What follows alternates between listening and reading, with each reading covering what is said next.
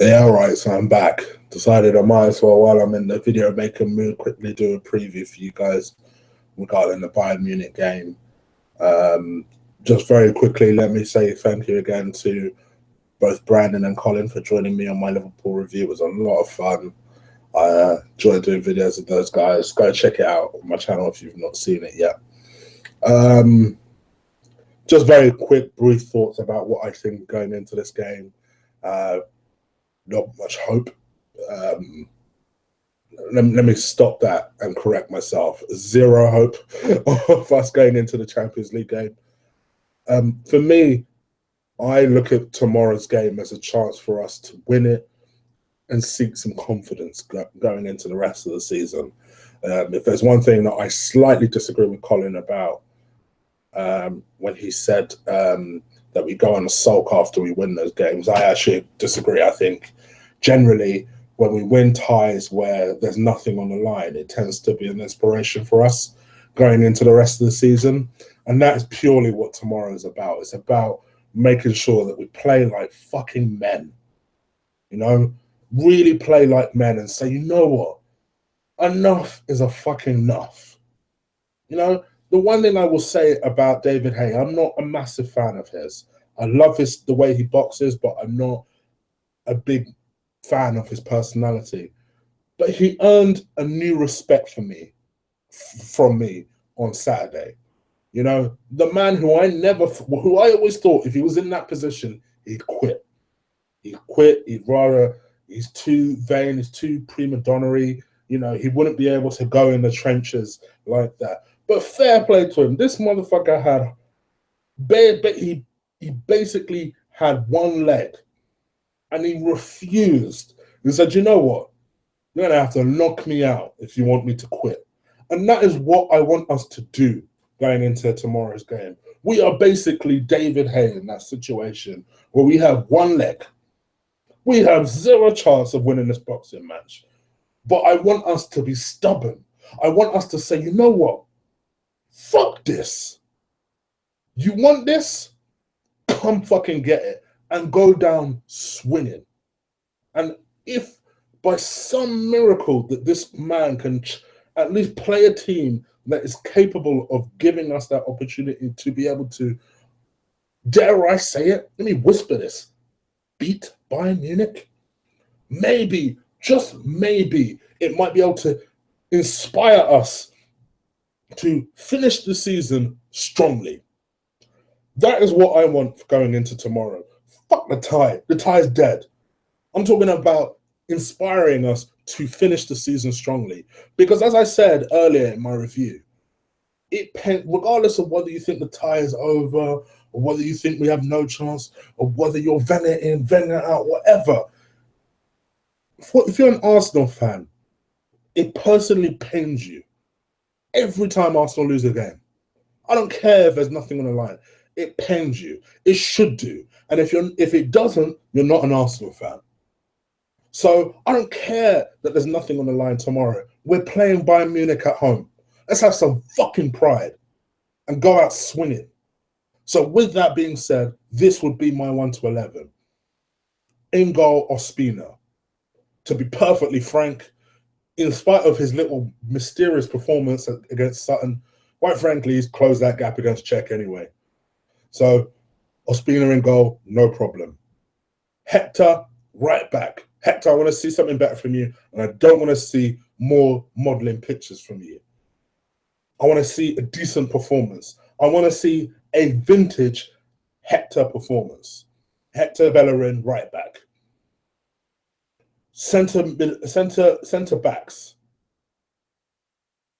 Mustafi, this is your last chance from me.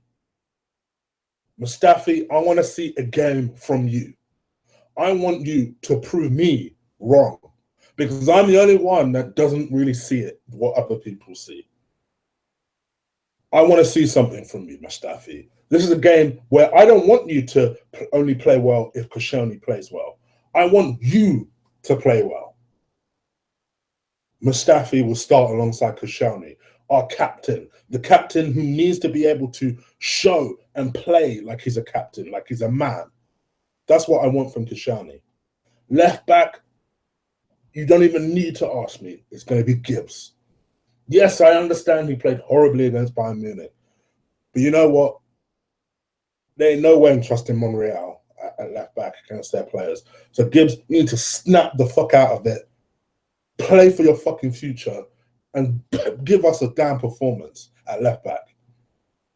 On the right-hand side, for me personally, I play Lucas Perez. For me, Walcott goes missing in these games. And I think he'll go missing in this game. I hear the argument about playing Theo. That would not be my opinion. I play Perez. The guy's a goal threat. We need goals. Every time he starts, this kid does something. I would start Perez on that right-hand side. And he works hard apart from anything. Perez starts for me.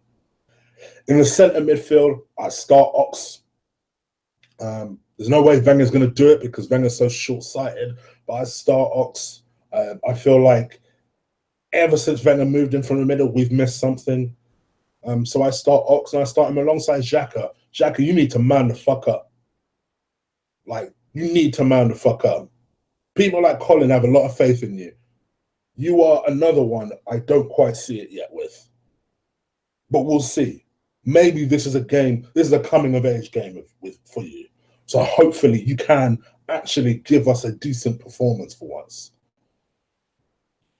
On the left-hand side, personally, I'd have Danny Welbeck.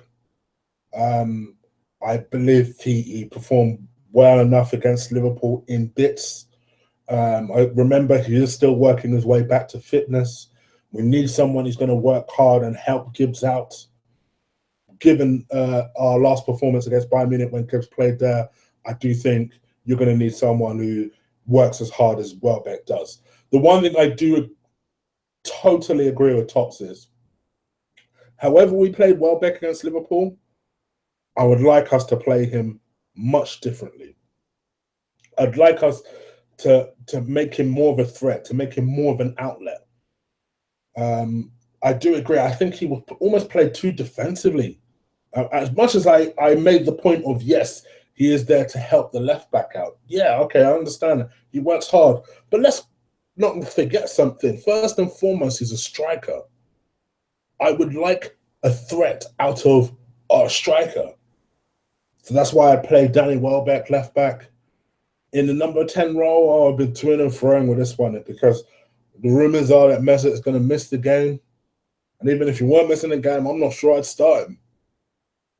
Personally, I must admit, I'm going to start Alexis as a number 10. I start him as a number 10 because the person I start up front, and I can't believe I'm going to say this, is Olivier Giroud. I'd start Olivier Giroud up front and just say, fuck it. I think it doesn't make a lot of sense. I hear that. I hear the fact that I've just spent a review criticizing the fact that we don't give him service. But the one thing that you guys missed, if you're about to criticize me, is that I completely agree with Colin when he says, you know what you do? You push Alexis up front with Giroud, and suddenly Giroud will come alive. Play those two together. Because let's be honest, I say Alexis is a number 10. Alexis will down there push up front with Giroud. We're losing 5-1 as it is. What's the worst that can happen? Apart from the fact that we might actually look like a threat. I'd start those two. And then who knows what will happen? I'd leave Iwobi out of the team altogether. You guys know this. We need goals. We don't need people going to fanny around on the ball. I love Iwobi, but we don't need that. We need goals. We need threats.